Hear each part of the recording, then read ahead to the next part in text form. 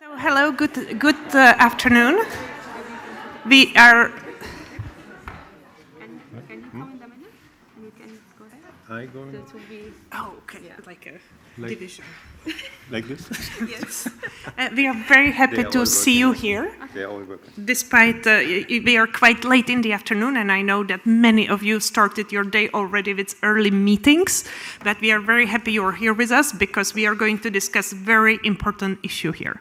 And what kind of issue is that, Christian? I should also introduce myself. My name is Martina Klimes, and I'm a member of the Scientific Program Committee, but in this session, I'm also proud representative of the International Center for Water Cooperation. It's a UNESCO Category 2 center hosted by CIVI, and we focus on different aspects of water diplomacy, water collaboration, and other water processes when we focus on capacity development, research, and building networks. And our co-conveners are GIZ Iraq. Christian, please. Yeah, welcome everyone, and I'm very happy to be here. My name is Christian Grünhagen, and I'm the head of a project which is called Climate Resilient Water Resource Management in Iraq, and we are the co-conveners of today's session here today, and it's quite an important topic for us in Iraq, water diplomacy, as you can imagine. And I'm very happy that we are looking into this topic here not from a classic diplomatic point of view. We look at it from a very diverse perspective, and I think diversity is very, very much important when we discuss possible options for successful water diplomacy. So we will have different angles, and I think you will hear more about these angles when the small agenda will be presented. And with that, I will hand over to our third co-convener of the session from IHE Delft. Thank you very much, Kristen. Can I just take a little bit shorter? Good afternoon, everyone. Thank you for joining. My name is Sundus Al-Ogaidi. I'm presenting IHE Delft Institute for Water Education, and we are one of the co-conveners for the session. And we are more presenting the capacity development perspective and the networking part as well. In the same time, we are more focusing on the vulnerable group, especially youth. So in the session today, we are taking a little bit changed perspective of normal sessions. We are taking the keynote speaking, or the first part of our session is more related to art. So you are seeing maybe if you can have it on the screen, please. As Water Hold Our Stories, which is we will have the first part of our session taking the water diplomacy perspective from art perspective. Normally we just have the dialogue perspective on all this kind of topic that we normally have, but in the same time we know that the only language that everyone knows, which is art. So that's why we will start with this opening. Then we will continue with starting our 3 topics of debates. We will talk about tools for debate, we will have them, and I will leave that for my colleague who will moderate the debate as well. So I will not talk too much about it. You already saw it. Then we will have more reflection and from you as an audience and debate on what you heard from the 3 themes that we will give it to you. At the end, we will have Christian again on the stage with our colleagues. We'll reflect about the discussion we have it here. So we are trying to have more engaging kind of session rather than the typical kind of panel or questions that we have it most of the time. So welcome again. And now I will give the floor to our my colleague Mina, and I will just give an introduction and just to apologize that apparently she was planning to come. She here in Stockholm. Unfortunately, she had a health issue. She couldn't join. Hopefully she will be recovered. Now she's in hospital, so she is joining online from the hospital as a commitment from her to join. So she even sent me a short introduction. She wants to introduce herself, but unfortunately she cannot. So I will just give us a short one. So Mina Al Yassin, she is an Iraqi-Canadian artist, and she's a co-founder of co-founder and creative director of Henna magazine. Henna magazine is a local magazine in Iraq, and it's published every year in Arabic and English. And her work is reflect like memory and heritage and the relationship between people and place. So while through Henna magazine, she's trying to show the culture heritage, amplifying the voice of Iraqi artists, and posting the art as a visual lens through which they're addressing both identity and urge environmental challenges such water. So please, like a next plus to like Mina, who's joining us online, and maybe if we can ask for turn down the lights a little bit so we can really focus on Mina. And look, she is there from her hospital room. So this is very special indeed. Yeah. Yes. Hi, everyone. First of all, thank you for having me here. It's an honor for me to participate. My name is Mina Al-Yassin, and as Sundus, my colleague, said, I am an artist and creative director of Henna magazine, which is an Iraqi magazine that publishes in English and Iraqi as well. Today, I'm going to present my part of the water story. And yes, water, it holds our story.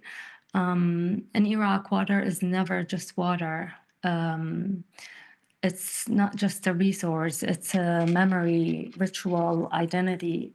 I grew up with the sounds of rivers in Baghdad, with stories told on their banks and with lullabies, where the Tigris and Euphrates were characters themselves. But today, much of that is fading, and rivers are shrinking. Also, rituals are vanishing, and with them, memory itself. I'm here not as an engineer, but as an artist, because art is how we carry grief. We preserve beauty, and how we remind ourselves and the world that when water disappears, we also lose part of who we are. The Tigris and Euphrates were not just blue lines on the map. They were the reason why civilization was born and it rose from this land. To lose our rivers is not only to go thirsty, it's to silence all the women who sank as they walked from the well. It's basically we're erasing all the the children who once played there, who laughed and grew up long before us. The people of Mesopotamia already knew this. They carved rivers into stones and clay. They painted waves on temples and temple walls, and told stories about water. And they left us a lesson. Without art, we forget. With art, we remember, and memory lives on. So why art belongs here in Iraq? Life has always revolved around rivers, and they shaped our rituals, our songs. Artists remind us that water is not only survival, but also memory and identity. So through paintings, photography, and music.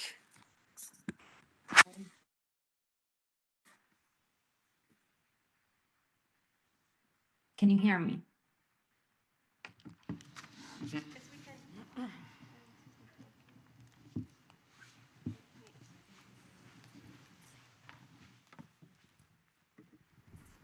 Yes, we can hear you.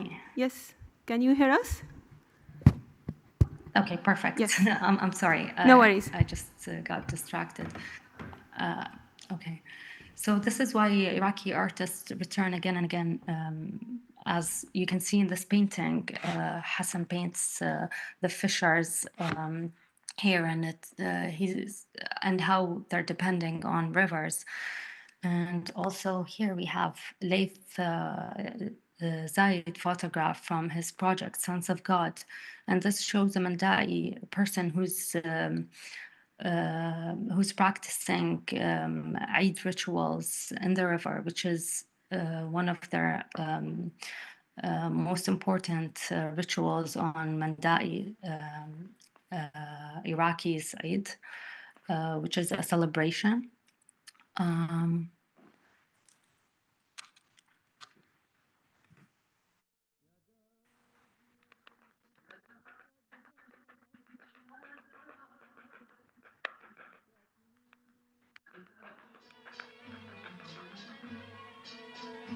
عن ساكني رحلة لا وين لي وين خبريني.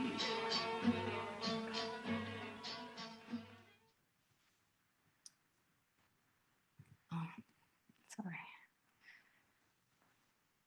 The Mesopotamian marshes, as you can see here, the buffalo is walking on a dry, cracked land where once was the Gardens of Eden. This video was taken by Ayman Amari at 2023 and shows how the Mesopotamian marshes are completely dry. And this is just a short video that shows how things have changed along for the past 10 years and how this is the new reality that they have to live with. Next.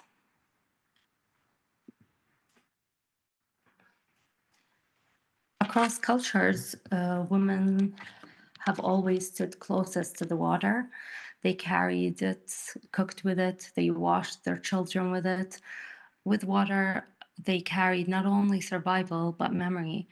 And these photos here that I'm showing you reminds us of how things have changed and how women are the closest and the ones who hold the line when it comes to water. These photographs are by Tamara Abdelhadi, who's working on a project on the Iraqi marshes, which are now endangered and almost completely dry at the moment. In their hands, water is a necessity and also dignity, and it represents resilience as well. Next.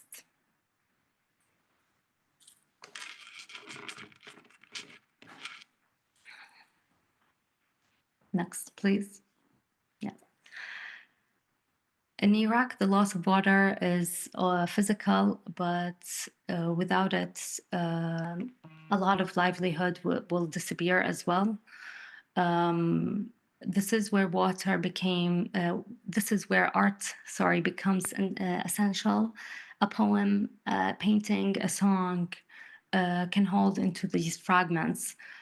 So that even if the river run dry, their memory will still flow within us. And this is why art is important. It reminds us of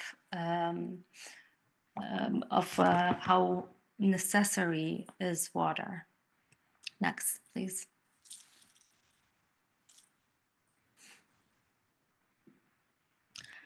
When words fail, art speaks. As I said, and as you can see, we have this amazing artist who's an Iraqi artist, Aqil Kharif.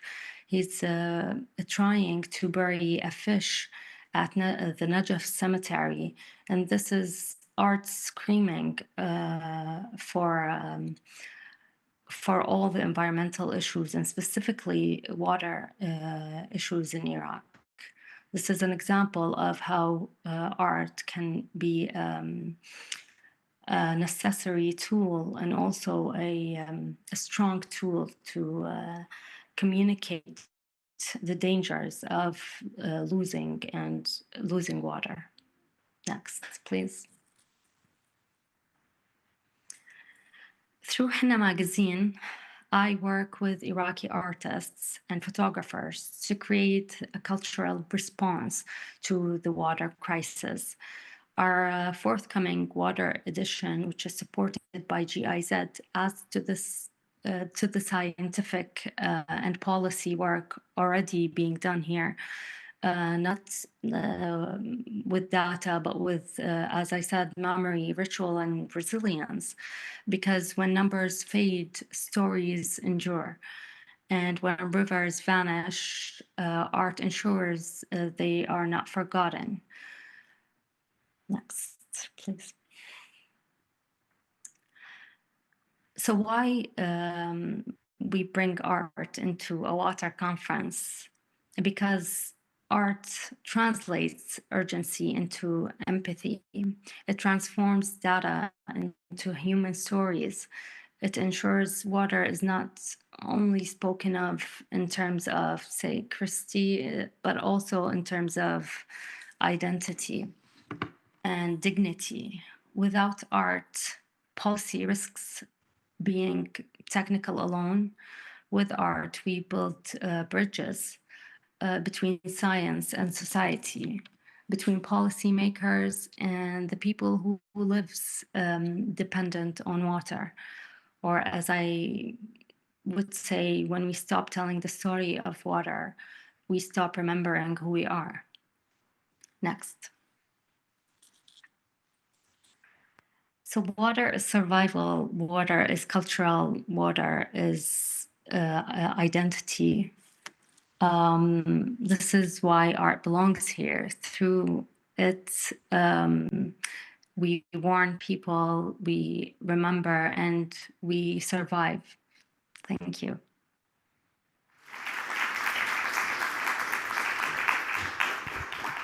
Thank you, Mina, for joining, and I will end up with Survive because she's a survivor. She joined us from the hospital, so we will wish her like a full recovery soon and joining us hopefully during the week, or maybe we will meet her once. So like it's a small ward. The water ward is very small, so we will meet her again.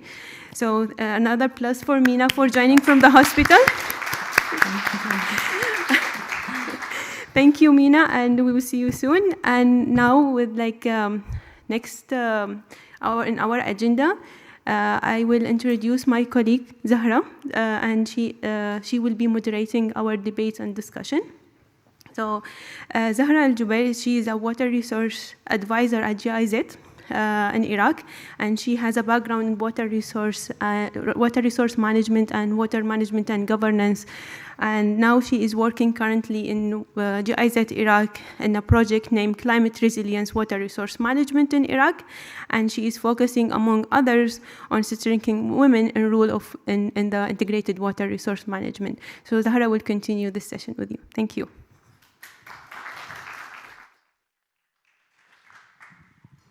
Thank you, Sundus, very much, and good afternoon, everyone. And once again, welcome to our session. As all of you know, that our water resources are under increasing pressure, driven by climate change, driven by population growth, and competitive demands. Having all of these things in mind, we know that these pressures are not only creating risks for the availability of water, but also risks for peace, stability, and security. And in today's session, we would like to focus on 3 key themes in this regard. The first, we would like to focus on the role of dialogue as a tool for water diplomacy and how we can use dialogue to transform these tensions and dispute over shared water into opportunities for cooperation. Second theme, we would like to focus on how we can use capacity development and the engagement of vulnerable groups, specifically youth, as an opportunity for overcoming these issues of climate change. The third is to focus on women, and women has an important role. So we would like to focus on strengthening women and promoting their role as mediators, negotiators, and as agents of peace. Now, having these 3 themes in our mind, I would like also to invite 3 speakers. 2 speakers, they are available with us in the room. on site, and 2 speakers joining us virtually from Iraq as they are not able to be here in person. I would like to start addressing speakers one by one to the stage, so to share their insights on the 3 themes that we have them today. And first of all, I would like to invite Dr. Martina Klimas, Senior Advisor and Manager for Peace Water at CIWI. Dr. Martina has more than 15 years of experience in facilitating dialogue and conflict resolution. Dr. Martina, today she will share with us also insights from her, she is co-editing a forthcoming Water Diplomacy Handbook. So Dr. Martina, the floor is yours. Thank you very much, Dr. Zahra. And I just would like to say it's very difficult to follow Mina, wasn't it? It's very difficult to come after that and speak about research and some of our findings, but I will really try my best.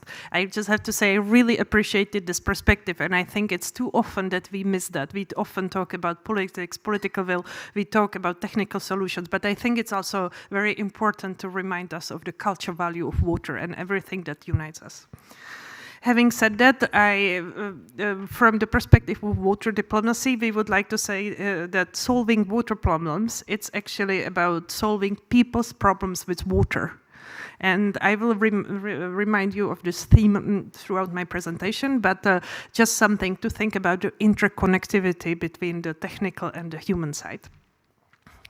And as been mentioned, and this is, I'm very happy to announce this, I think any of you who work ever on a collaborative effort, on a joint publication, it's a very nice moment when you can finally say, yes, it's in the print and we have the release date.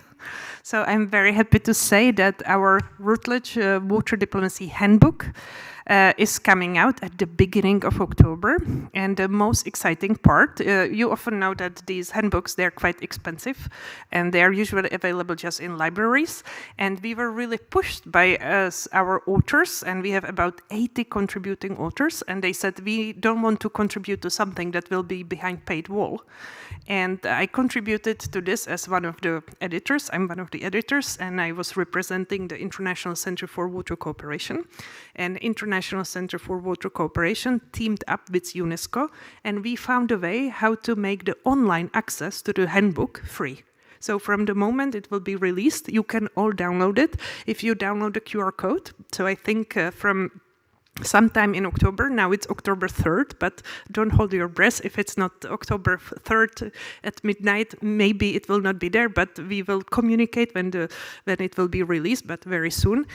And then you will have access to this. And one thing about this handbook is that we wanted to also get contribution also from practitioners, because we felt we really need to hear from people who negotiate on water. And very often they may not have a academic background. So we ensure that many of those contributors actually have practical experience.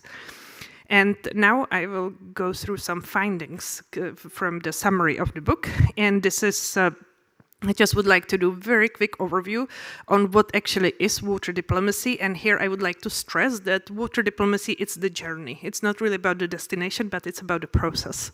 So if you think about it, it would be wrong to only focus on, for example, outcomes, agreements. It's really about how we bring people from different levels together, and which tools we can use for that. Sometimes when we do capacity development on water diplomacy, or when we give briefings to different ministers, it's very difficult for people to imagine what you actually do. What does it mean? What is water diplomacy? And it can have many different shapes and forms.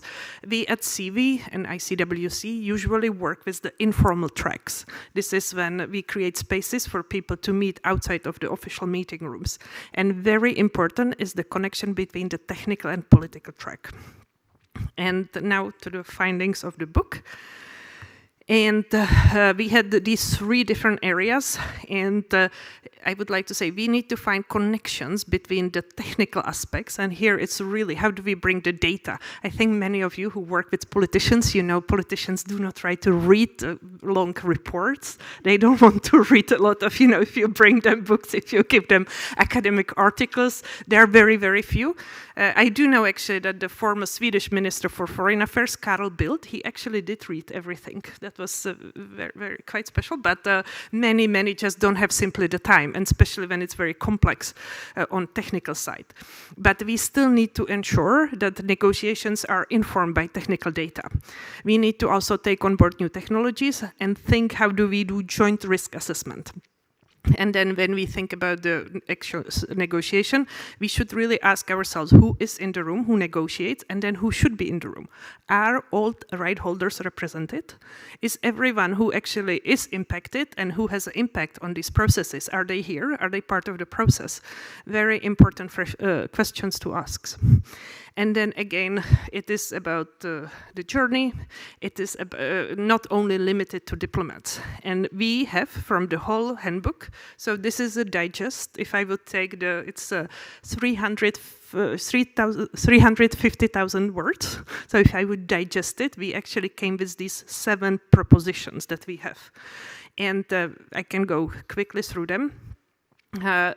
Very important to think about the coupled system. It's not only looking into the natural cycle, into the technical solutions, but it's also to look and have the overlap with the human interactions and study, have facts and indicators about that. So we really need to think of different ways. How do we think about these coupled systems?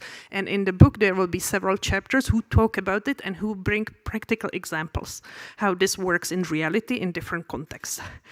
When we talk about boundary crossing, it's not only political boundaries. We actually, in the book, we don't see transboundary only in the context as international. We also think about across sectors. That's very important.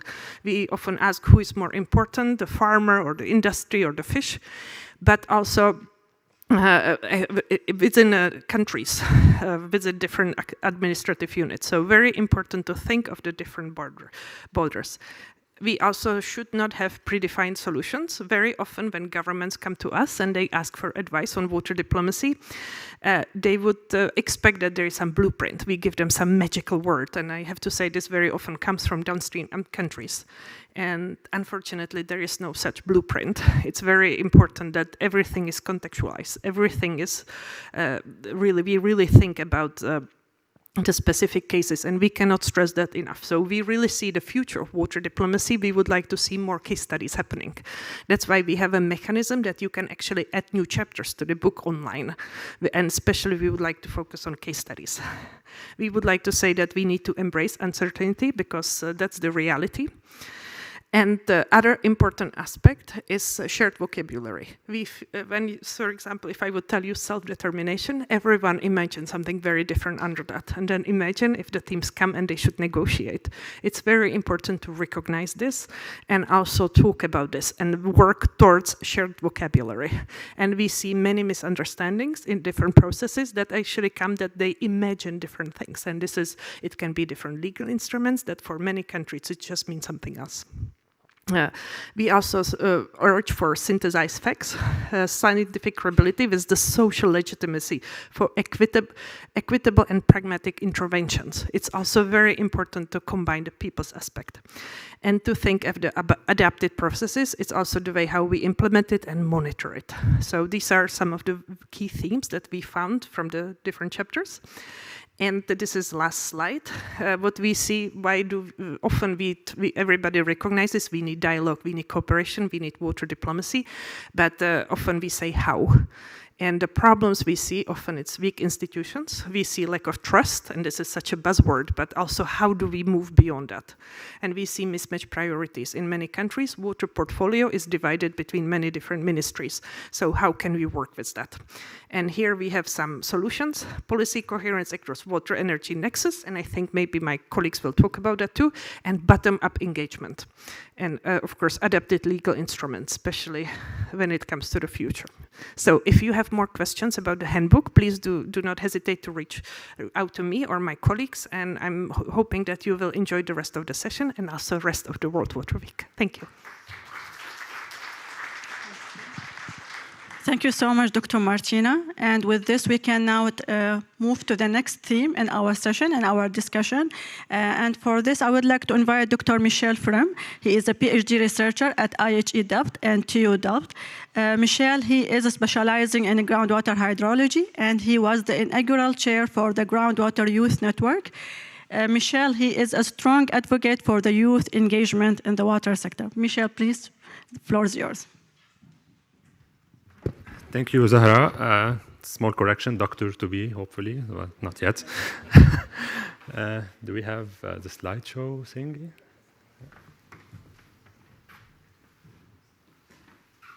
And in addition to the difficult PhD, I have a difficult task today to combine talking about capacity development that we do as an institute at IHE Delft, and also to speak about youth engagement. So that's totally two different tracks, advocacy and professional. So I'll be jumping in between the two aspects. So you have to notice the nuance sometimes. So hopefully it won't be that hard. So IHE Delft was created in 1957, and it's the largest international graduate education institute in the world in the field of water. We have students and alumni from 190 countries, and their numbers is exceeding 25,000 alumni so far. Our vision and mission are the following. So our vision is a world in which people, organizations, and governments manage their water and environmental resources sustainably and equitably, thereby contributing to a world free of poverty and injustice. You see, there are many words that relate to diplomacy already here. Sustainable, equitable, justice, etc. Our mission at IHE is to work in partnership with many organizations to strengthen capacity in the water sector to achieve global sustainable development. However, achieving those missions is becoming more and more difficult, not only because of climate change or climate variabilities, but also global changes that include land use changes, conflicts, armed conflicts, and many other factors affecting water quality, quantity, and availability worldwide. And here I start quoting some young professionals that we know. So for example, here Iqbal, an MSc student at IHE Delft, who graduated or will graduate soon. She mentioned that at IHE she learned that the reason people are struggling is that resource distribution is unequal throughout the world. And I would like to add to this quote, it's also not only the unequal distribution, but also the control that is sometimes done by country A on country B. So it's quite complex case. And to build capacity, we try to analyze the performance gaps for individuals or institutions or even governments at the country level. And after assessing the gap, we try to build those pillars, for example, that you can see. And those pillars are in practice, they can be short courses, trainings, or any kind of project implementation.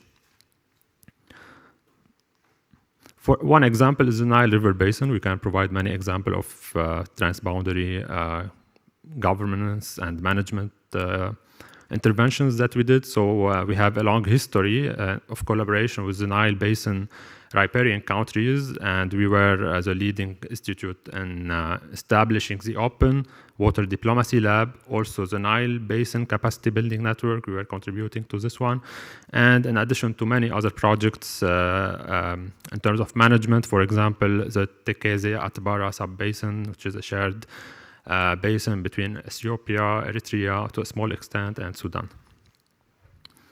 And not only research and projects, but also our PhD students that are generating the knowledge, not only providing input to projects. For example, here we have a colleague from Chile, Constanza Morales. She developed this new framework of cross-border groundwater impact, looking at the natural behavior of the system, of the transboundary aquifer, and then also at the behavior of system when there are interventions from industrial or human activities in general. That was also published, and it took a lot of interest from scientific and diplomatic community in terms of transboundary aquifers. And here I would like also to mention that today in the morning session, IGRAC also announced the update of the transboundary aquifer world map, which is now 2025 instead of 2021. And I'm saying this to highlight that it's also not only about transboundary rivers, but transboundary aquifers are also of crucial importance, and they should be taken into account in all water diplomacy situations and discussions. Among other MSc programs and trainings that we host at IHE, we have the Young Water Diplomats program that aims to enhance the interdisciplinary understanding of transboundary water challenges and to advance tools for water cooperation and diplomacy. And by this, we're creating a professional network of young diplomats. So that's also important to have a community of young water diplomats to be. And to achieve this also, they are following thematic lectures, so not only related to diplomacy, but they are also taking hydrology courses, groundwater courses, and many other aspects to have a water diplomat that is well equipped in order to achieve their missions in an evidence-based and scientifically strong way. This also includes interventions for practitioners and interactive meetings with diplomats during this program. The last batch of students in 2025 from this program, they concluded their studies with a recommendations list. So they published a blog about this, also talking about how power holding actors should move from manipulation and tokenism to meaningful engagement. And you can see here the Arnstein ladder of citizen participation. So we want to move from one, manipulation and therapy, to the higher levels of this ladder, so to delegated power, partnership, and even more. So that's the objective, and already that's something that young diplomats or young diplomats to be are aware of, and that's really something that makes me at least optimistic for the future a little bit, although not too much. But because the future should be based on what we are living today, and what we're seeing today is not nice at all.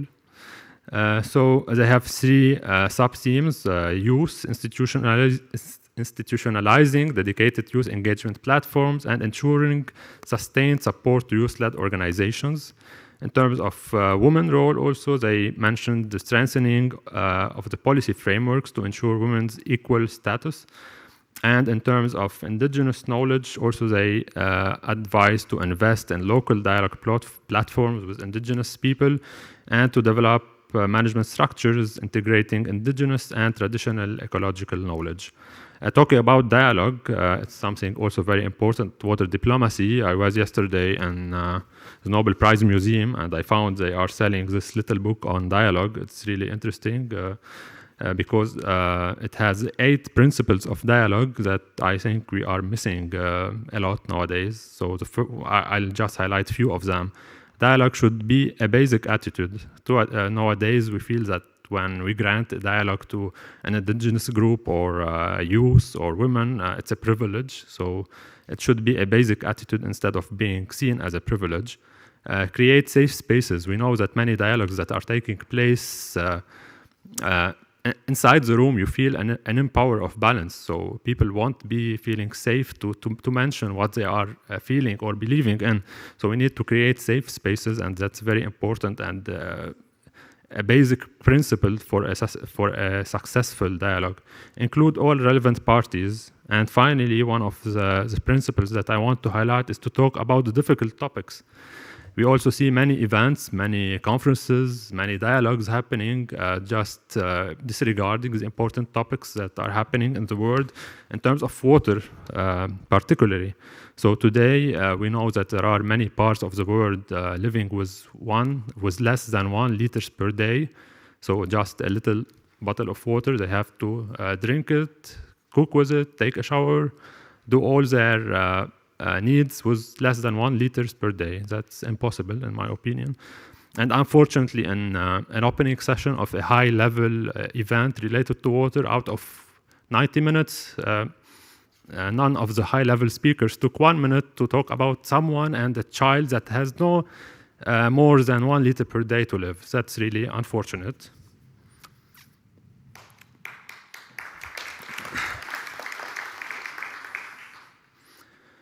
Also today in one of the sessions, I heard someone of the young representatives saying that we need a seat on the table. That's not also the approach that we want. What we did in UNESCO 2 months ago, we created our own table. We decided to meet. We created our table with 50 youth-led organizations, and we wrote our own water use strategy.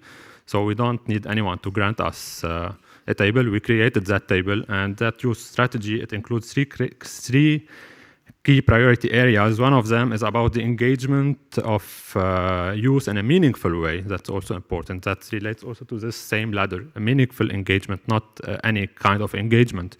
And one of the outputs focuses on consultation processes and monitoring for legal and regulatory frameworks. That also links us, again, a little bit to water diplomacy in a way and water governance. And to end my presentation, I'm also quoting again our young diplomats of 2025 from IHE. They mentioned that those working in this sector should not revert to business as usual approaches that reinforce the power of those who gained this power through historical injustices. And that's a really strong message from those young diplomats to be. And in my opinion, that also leads to something I personally believe in, that peace is a prerequisite to water diplomacy. We can't do water diplomacy when there is a huge impower of balance in a certain context. Thank you.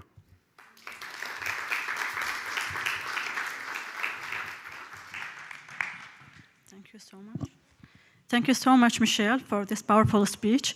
And we will keep it with talking about engagement of vulnerable groups, but now we would like to shift to women, and we discuss how women can have a role in mediating conflict over shared waters. And we would like to share some lessons from the ground. So for this part, we will have with us today 2 speakers joining us virtually from Iraq, 2 ladies, both of them working with NGOs in Iraq on promoting role of women or capacity development for human. I would like to start first with Mrs. Sadia Al-Salihi. Mrs. Sadia Al-Salihi, she is a manager of the board of a local NGO based in Iraq called Together, specialized for the capacity development of a human and protection of the environment. Together NGO, they are active in Iraq since 2003, and they have done multiple projects and initiatives across all the governorates of Iraq. Without further ado, Mrs. Sadia, the floor is yours. Please share your insights. Thank you. Thank you very much, Ms. Zahra, and thank you for inviting me to share the voices of Iraqi women regarding the source of life, water. And it's my honor to be here in this important session. Actually, when we speak about water in Iraq, I'm speaking about not just a natural resource, but about identity, history, and the memory of more and more people in Iraq. We are the children of Tigris and Euphrates. We know that water is not only flows in the river's course, but what flows through our veins and lives. And as an Iraqi woman, I see water from different perspectives. I see it in the hands of a mother filling her household vessels, in the toil of a farmer watering her crops, and in the anxiety of a family when the river level drops and thirst rises. I see it in the face of a young girl walking kilometers to carry a jar of water instead of carrying her school bag. Today, Iraq faces a real water crisis driven by both external and internal factors: dam construction in neighboring countries, Turkey and Iran, climate change, and the absence of sound water governance. The crisis is not numbers in a report. It is direct impact on lives of millions living in Iraq, on our food, our health, and our stability.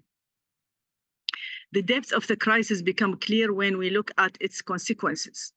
So between 2000 and 2023, Iraq witnessed around 73 documented water-related conflicts. These took many forms: tribal dispute, tension between governorates, and local clashes, all rooted in scarcity, poor management, and unequal access to resources. While most of did not escalate into full-scale warfare, they carry serious risk for social cohesion and local security and regional stability. At the same time, by mid of 2023, drought has already displaced more than 83,500 people, turning water scarcity into both humanitarian and security challenge. The picture becomes even sharper when we look at local realities. In South Basra, Diqar, and Misan, several tribal conflicts erupted among farming communities as a result of competition over water shares. In Nainawa, Kirkuk, and Diyale, disputes were recorded also between farmers due to limited water resources.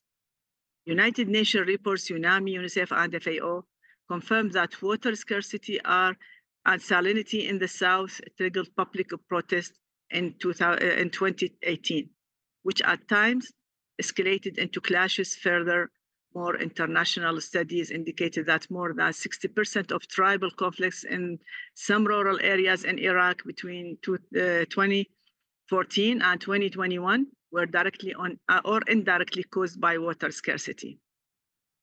But I believe that solutions don't come by force alone, nor by politics alone, but through smart, fair, and inclusive water diplomacy. A diplomacy that speaks the language of shared interest, safeguards Iraq's water rights, and builds bridges of cooperation with neighbors instead of walls of conflict. And here I ask, where is the voice of women in this diplomacy? Women in Iraq are the most directly affected by the water crisis in their families and communities, and they are the best place to see the interconnection between water scarcity, food security, health, and social stability. Moreover, women can play a pivotal role in resolving disputes that may erupt between the tribes and communities as a result of water scarcity, especially water. But by training women in conflict resolution, mediation, and negotiation skills, they can become peacemakers, helping ease tension, building bridges of trust among conflicting parties, and protecting the social fabric from fragmentation. I call for a new vision of water diplomacy, a vision that safeguards rights, builds trust, and draws on the wisdom that women alongside men can bring in shaping a secure water future for Iraq. So my advice to let us unite our voices as a women, as a men, the children and young people, so that the Tigris and Euphrates remain beating life, not just pages in history books. Thank you.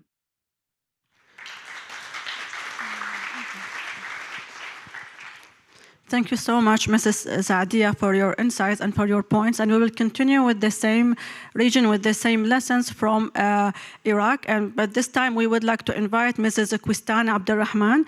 Mrs. Quistan, she is also a manager of Azmoon organization. That's an NGO based in Iraq, in Sulaimania, north of Iraq, Kurdistan region.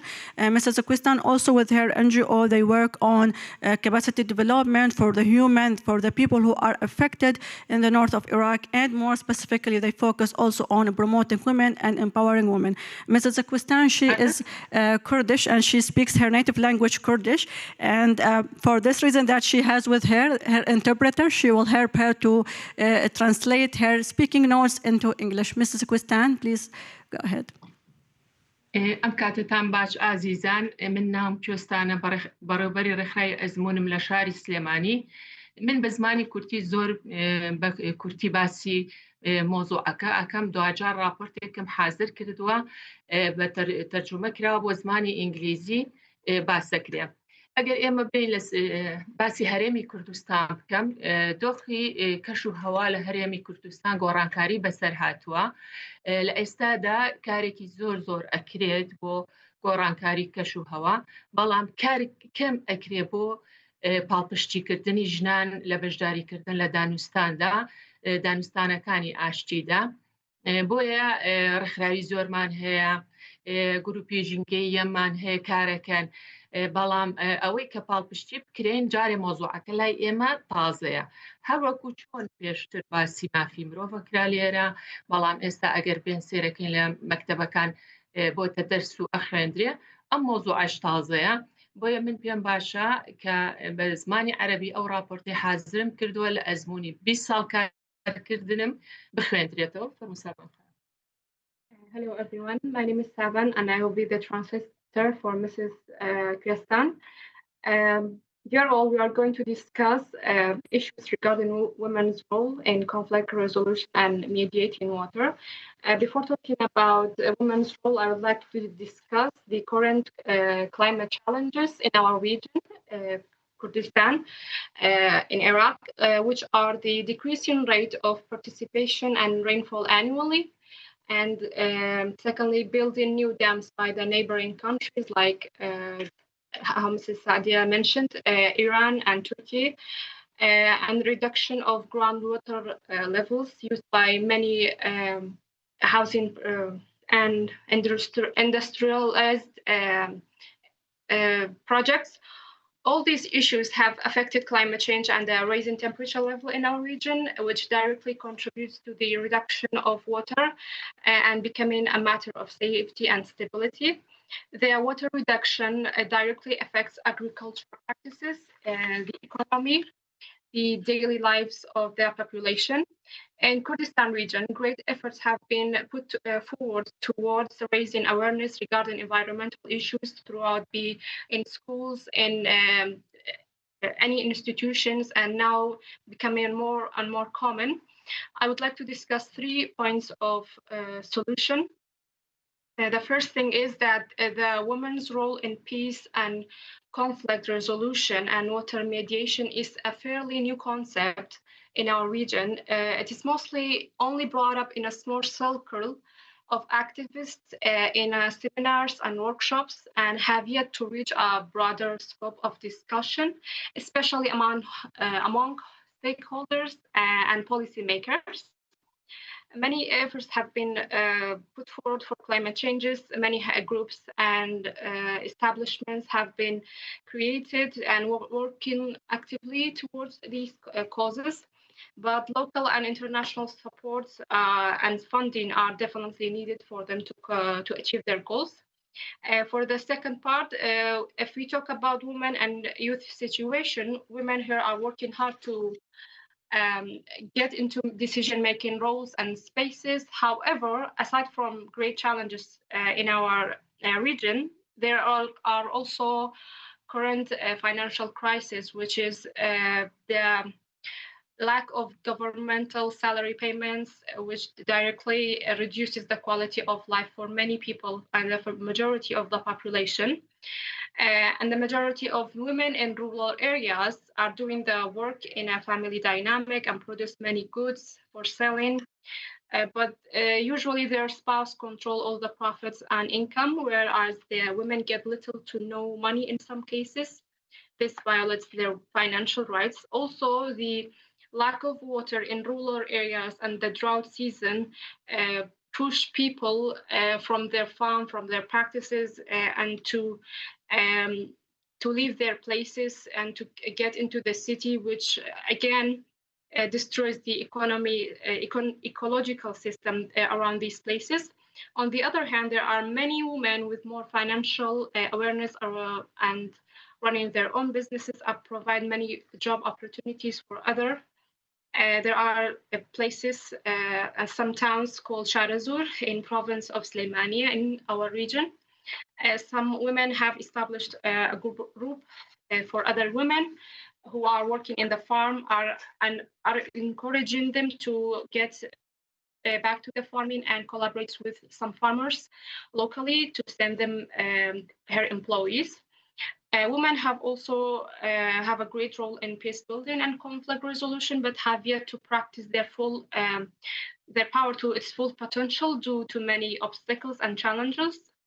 And lastly, international organizations have gradually withdrawn their aid, support, and funds from our region since there are no major active conflicts and wars. But the climate challenge is a global issue and a humanity case which needs all of our efforts.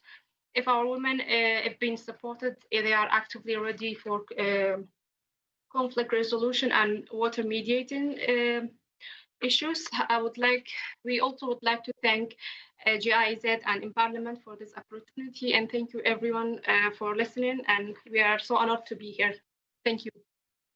Thank you very much, Kustan, and thank you very much, Jordan, translator. Thank you. I would like to ask you, Mrs. Kustan and Mrs. Saadi Al-Saleh, to stay with us for the interactive part that we will have soon with our audience. And for this also, I would like to invite Dr. Martina Klimes and Michelle Frem again to the stage so that we can have a discussion also with the audience, because also we would like to hear from your insight. I believe we have in the room diverse voices and diverse expertise in this room. So we would like to have kind of an interactive discussion with you around what you have also heard from the panelists in the three themes of dialogue, role of women, and youth engagement. I would like to first start by inviting one of the audience. We have with us Dr. Yolanda Lopez. Dr. Yolanda, you are an indigenous Maya woman with us in the room, and you have your work mainly focusing on the social dimension of water conversations. So with these presented speaking notes today and these insights that have been shared, especially from our speakers, how would you like to reflect on these points? Yeah, thank you very much, and thank you for the great presentations. I had the opportunity to meet these wonderful panelists, and I really appreciate what they presented. I have just a few comments that perhaps, well, to reflect here. And one is the role of indigenous knowledge, indigenous peoples in water conservation, not only groundwater, but also in general the hydrological cycle. One aspect is, for example, indigenous knowledge and indigenous practice also include diplomatic practices that comes from ancient times, because indigenous peoples and local communities, they were very good in solving their own problems and find solutions. And I think this is something that we can look at in order to learn how they solved some of the problems. Also in relation to the dialogues, I think we need to start to look at those groups, indigenous peoples and local communities, in a way that they need to be part of the negotiations, of the dialogues, and to contribute with their science, because they have their own methods, tools for data collection, for monitoring water resources globally. And there is a lot of information that all the countries and member states can learn from them. It doesn't matter if they don't have indigenous people's representatives in a particular country, but there is a lot of information that we can learn and that we can bring to face some of those problems in terms of water. Also important to recognize that we need to start looking at the process of getting all the information available, not only technological data, but also scientific data and data from indigenous communities, which give us more information to deal with all the problems that we are facing as humanity. And finally, how to turn those dialogues to action is my personal opinion is to open the space for indigenous scientists, that they can bring and contribute with their knowledge into those negotiations, not only attending those events, but also participating, engaging, contributing with examples of good water management practices. And I can give just a small example of, for example, I'm from a Maya community, and the Mayas were one of the most complex civilizations, and they were able to thrive as a civilization because they were very good in managing groundwater resources, to modify the landscape, to deal with very long droughts. So there is plenty of information out there, is one of the key messages I would like to emphasize. Thank you. Thank you so much, Dr. Yolanda. And I actually would like to add one point on that, sharing something from Iraq, as I'm also coming as a water expert from Iraq. This is actually an important point about having these all capacity development programs to also be an inclusive program. Most of these events and sessions always taking place in the cities, in the hotels and the venues, the big venues. We have in the rural areas also, with the remote areas, a lot of women who they have their insights, they have their experiences, because they work with water every day. They are are, for example, practicing agriculture, but they are not the one who are powerful. They are not, for example, have sufficient education and academic qualification maybe to be invited to participate and join these events. So we are always missing these also perspectives from those people. That's why also it's important for capacity development to be inclusive, to have the voices also from the women who are like far away from the cities, far away from those big centers. And we have them in Iraq a lot. This is also one of the issues that I have, since I also work in development sector, I see that we are missing a lot of these words. So thank you so much, Dr. Yolanda. And I would like also to invite all of you in the audience, please feel free to share your opinion, share your insight. You can also ask a question to our panelists if you want to interact. So please feel free. My colleague here with the mic, she can just reach out to you.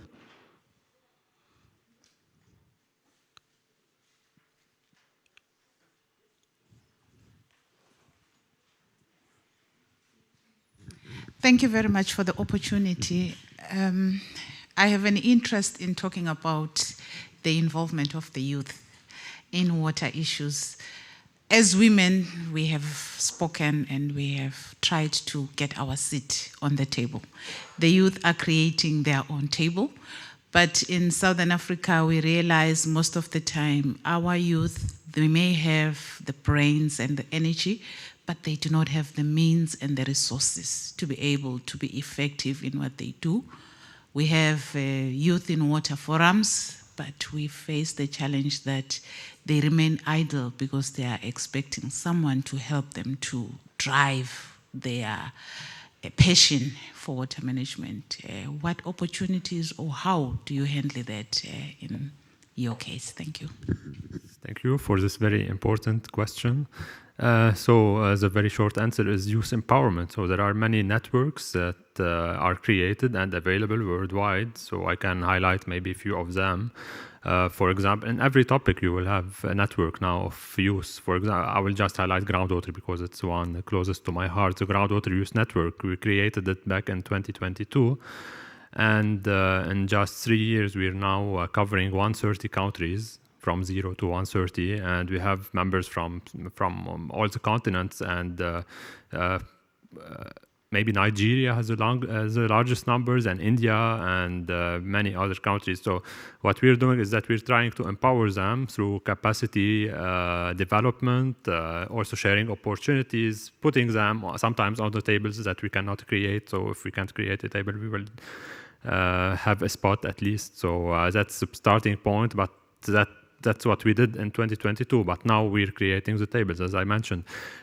So joining those kinds of networks could be a good starting point for youth. Also, they can, if I'm talking about IHE Delft, for example, from my other now angle, capacity development and education could be also a key to increasing self-confidence. So when you're educated, you have self-confidence. You need also to be empowered by others, by success stories. We were talking also during the lunch about the importance of failure stories, because when you fail alone, you feel that you're too bad. But when you hear about failure stories, also that also give confidence to people to go speak, talk, take action without any fear. Thank you. Any more questions? I see here. Sundus, please, Dr. Noor.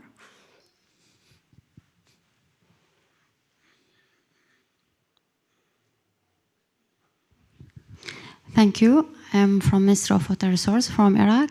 Actually, regarding engaging youth in like water problem solving, so we all know that youth is an energy. We need to invest in this capacity, in this energy. But in our case in Iraq, for example, we need first to make them aware of the real size of the problem that we are like facing now in Iraq. So water is no more like a guarantee, even for the basic lives need. So we need to make those generation or new generation aware of the size of the problem. So after that, we need to give them an incentive to engage in problem saving. So this is like if you have any like ideas how to make these people aware, these youth people aware, how to incentive them to take part in these activities. Yes, thank you very much. So awareness is indeed a very important aspect. So, yes, throughout my work in youth advocacy, I noticed that youth are mostly aware of the problem, especially if they live in rural areas, I would say, compared to urban areas. Maybe people in urban areas, they just open the tap and the water is there, so they don't feel any issue unless their water is saline, for example, because of seawater intrusion in coastal areas. But in rural areas, I think that the problem is there. They already live with the problem. So, for example, in East Africa, where I also work on many projects, I always see young children not going to school, but just carrying water instead in many very remote areas. So they know already the problem, I guess, in those kind of areas. In my opinion, the issue is with urban areas. Like, people in urban areas may not be as aware as people in rural areas. So in this case, it's about public campaigns, awareness campaigns. We have also a success story in Tanzania where a journalist decided to dedicate his work and also his TV shows for water. So maybe picking those people who can be champions for water issues and investing in them, empowering them, also is a trick, let's say, to raise awareness. Thank you, Michelle. And also, I would like to see if the audience would like to comment or respond to this question, if you have some insights on the question raised by our participant. Also, for the online participants, our colleague, if they will see any interactions from online, please let us know if they have comment or a question. So in the room we have with us two also they want to comment. Thank you. Hello, my name is Inam. I'm from Bangladesh, and I work for Oxfam International, and we have an initiative called Transboundary Rivers of South Asia.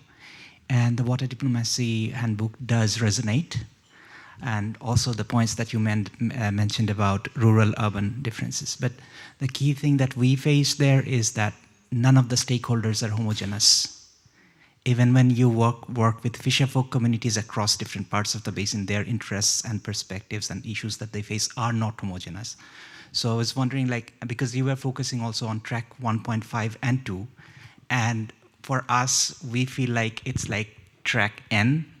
Like, there are so many levels that it needs to go to. And I was wondering, when you talk about case studies and other things, is there a scope to also include those there, which are far beyond 1.5 and 2?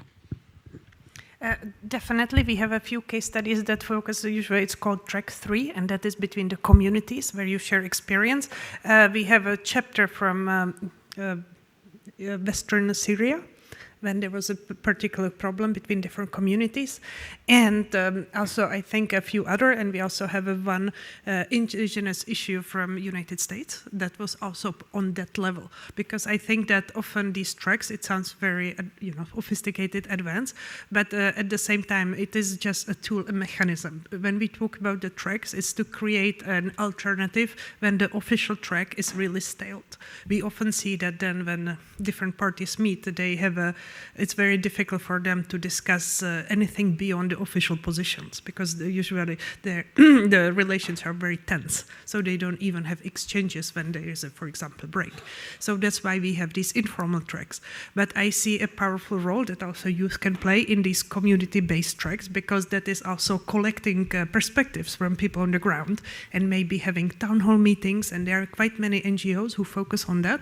And I think it's very nice to see that there is a array of more local NGOs who focus on that, because they are from the communities. And there is several examples that we can see, and that means they can then have a very powerful agenda, because they collect evidence from the ground and they help the communities to discuss this. And we do see conflicts between different sectors, and also it really depends on a type, but even between different parts of the cities, when we could see conflicts over water resources. So these mechanisms, they can really be used at different levels. It's not really something isolated for big hotels and only for official delegates. You can really use that tool.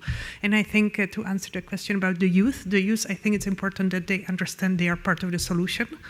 And because it is really about their future livelihoods and future how they look at it, and I think that's why it is constantly important to engage them. And I'm very happy to see that we actually have the Iraqi delegation here, and we have Mr. Hatem, who is the head of the Baghdad International Water Conference. So I think I would also like to say that we would like to make a recommendation that there is maybe a youth track of the conference that you bring, and I know you started working on that, but that you bring more youth from Iraq to be part of the conference and maybe have a session and be more visible. And I think CV, and I know IHE Delft and many other actors would also be very happy to support this if needed. So this is also something we would really like to recommend. And if there is anyone else in the audience who would like to share something around this and have other suggestions, please do speak now.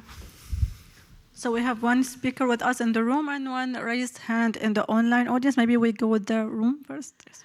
Thank you very much. Listening to what is happening in Iraq, the experiences shared, or what is happening now, what impacts women in Iraq, seems like the same as we are experiencing in South Africa.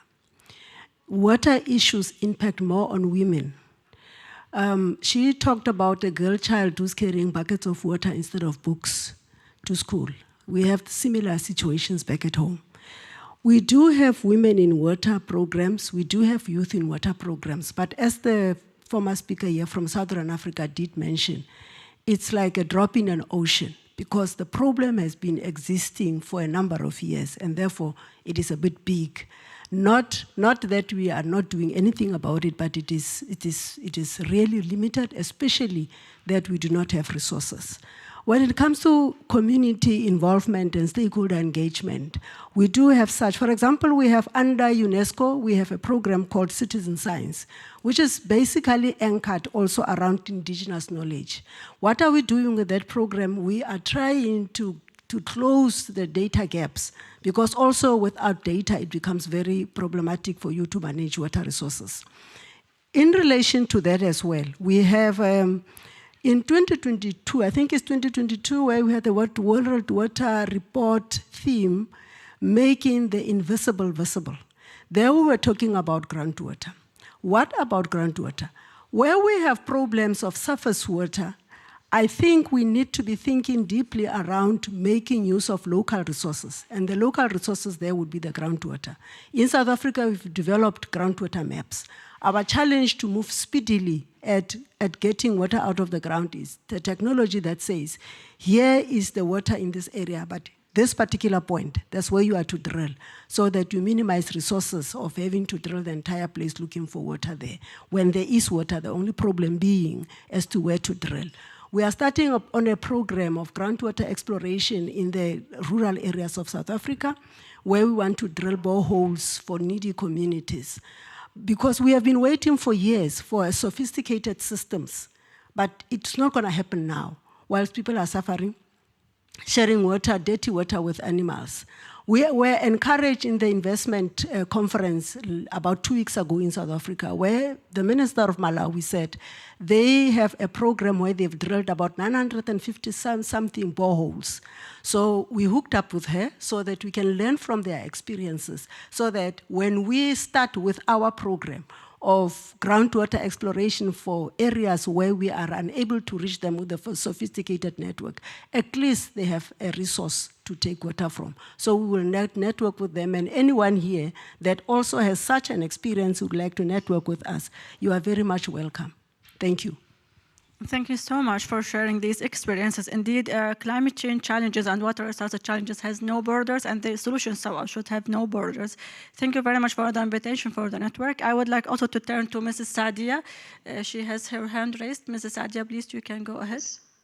Thank you very much. Actually, when we talk about engaging young people, first of all, we need to let them know what water diplomacy means, the concept meaning.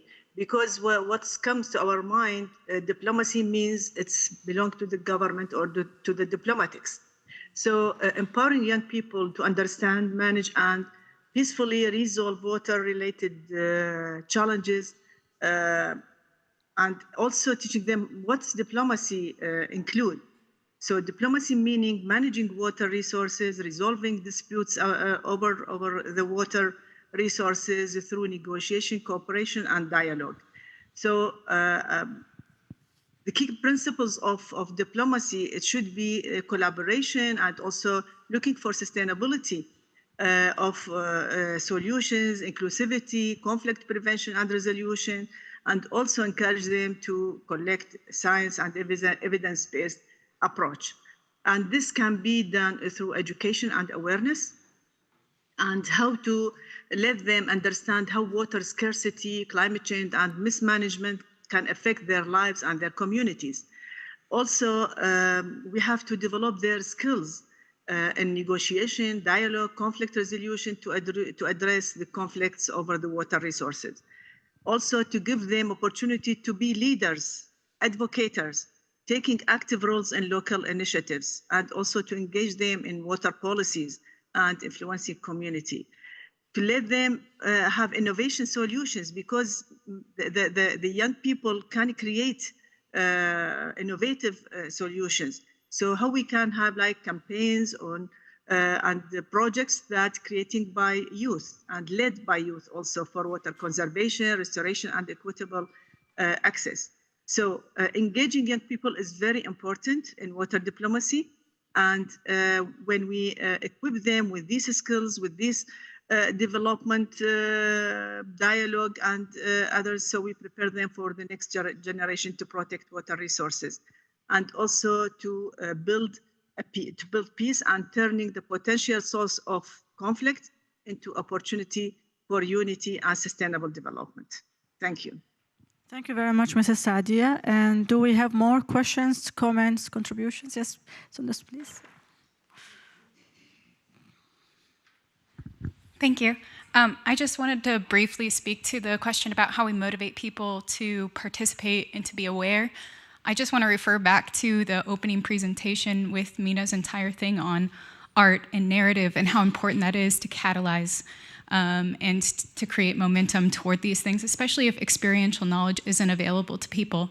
I don't know how many of you won't remember that presentation, but the story of the Marsh Arabs and their plight is so impactful to me, and I'm sure it is to all of you. And so that sort of thing is exactly what we need to do more of in diplomacy and to motivate people. Thank you so much. And just for this point, I would like to further maybe motivate you about this, because what Mina has shared with us today in the presentation actually will be also part of upcoming work.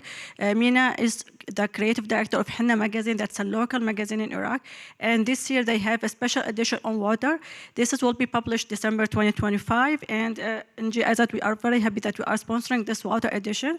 We will foster in this edition with the artists, with Mina and her team, to share a lot of stories from all parts of Iraq, not only the marshlands, all the parts of the country, because there are different and diverse stories of water, and there's a very interesting link and connection between the culture and the water in Iraq. So stay tuned for the publication. It's published in English and Arabic, so hopefully we will be also able to have it online, so you can also access it and read the whole stories about how water and art are linked in Iraq.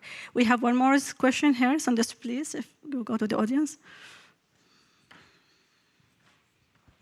Thank you. My name is Gerard. I'm also working for Oxfam for the South Asia Transboundary Rivers Program. I really like the three solutions you have presented. So to take a more nexus approach, bottom up, and then adjustive legal frameworks, right? Do you have any case stories or success stories where indeed a bottom up process was successful in moving the higher levels? Because we work with local mayors, with local communities, media, young diplomats, water diplomats, but to get provincial or state level authorities listen or moving is a different challenge. So do you have examples where it worked bottom up? Actually, we do. There is an example from a very surprising region, and that was an initiative led by EcoPeace Middle East between Israel, Palestine, and Jordan, when they actually had an initiative on local level with the local mayors, and that created in a very, very difficult context and environment, because they all shared that concern for Jordan River and also for drying of the Dead Sea, and that they came together on the local level and they actually managed to find tangible solution despite the very difficult context. And then, difficult to say, but for a certain period, there was a really different climate, and this experience and this example of this particular project with the mayors was very often mentioned in the more, high level and cross-national context, and I think that is very important.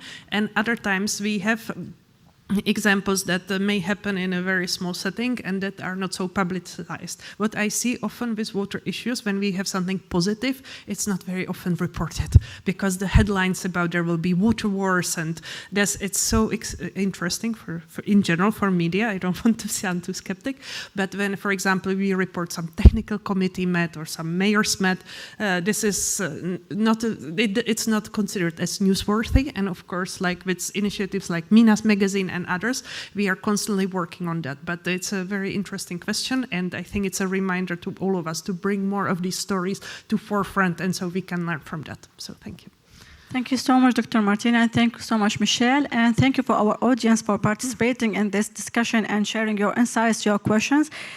So our interesting session is actually...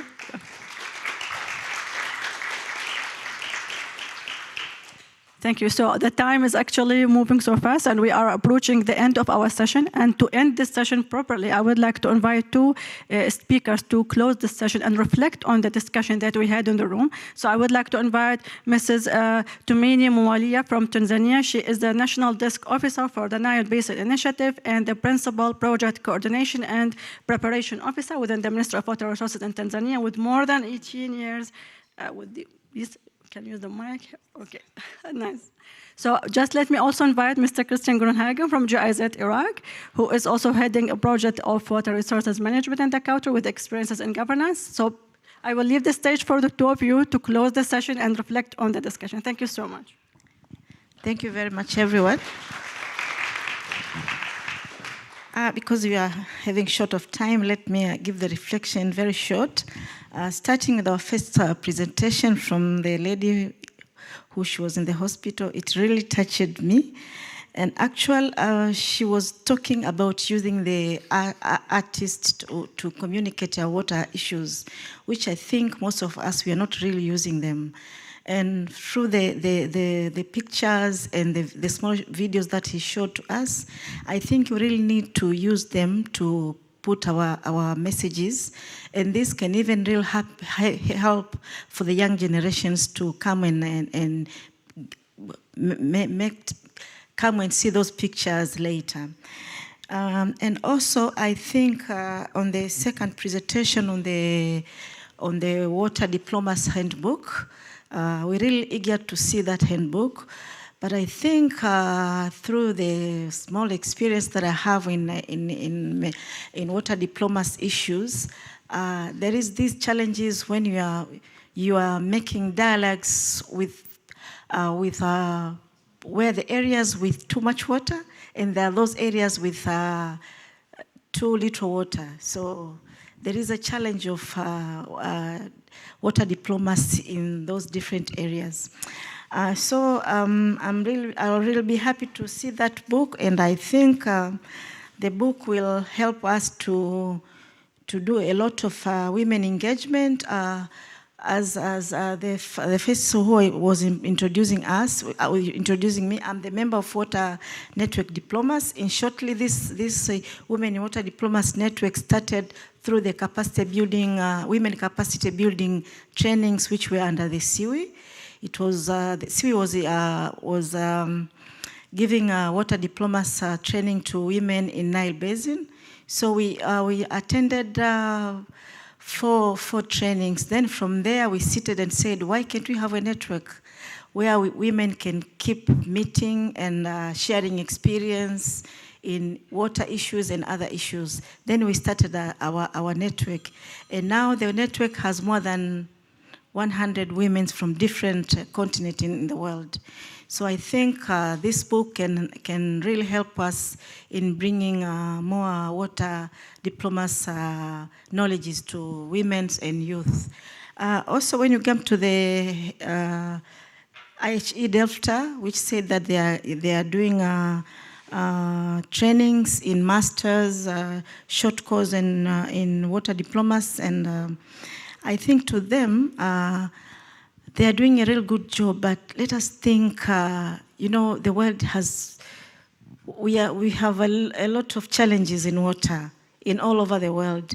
So I think if they can start doing maybe online courses, which most of young generations from all over the world can be able to join those online courses, it will be much better. Because you see, that was very little number of people who attended that training. And I'm sure most of people really want to attend those training, but they're very expensive and they cannot manage to accommodate a lot of people. So my reflection is, I think if they can manage to do some online courses, this can help more, and also to do the tailor-made courses. When you come to the fourth presentation, water is really identity in history of life. When countries is facing water crisis, it's women and girls who are suffering the most. I think we can all agree on that. Though I think there is a real need of involving them in decision making. For example, in Tanzania, our policies, our acts and guidelines have already mentioned that you really need to involve women from the grassroots level. Whatever you are doing, it's a water resource management. If it's a water supply, you need to involve the women. If you're doing maybe the water associations for water supply or for water resource management, you have to make sure that there is an involvement of women, because they have a lot of ideas and they're the one who are suffering. And actually, sometimes they're the one who are even destroying those water sources to make sure that they are getting water, they are doing their farms and what.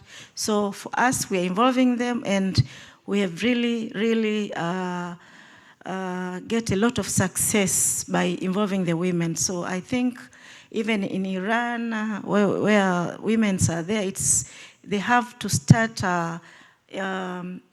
putting their laws, putting their policies on issue of involving those women.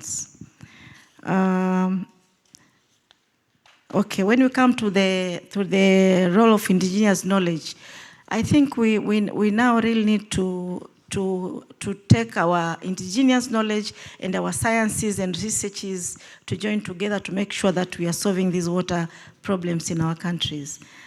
These are my small reflections. Thank you.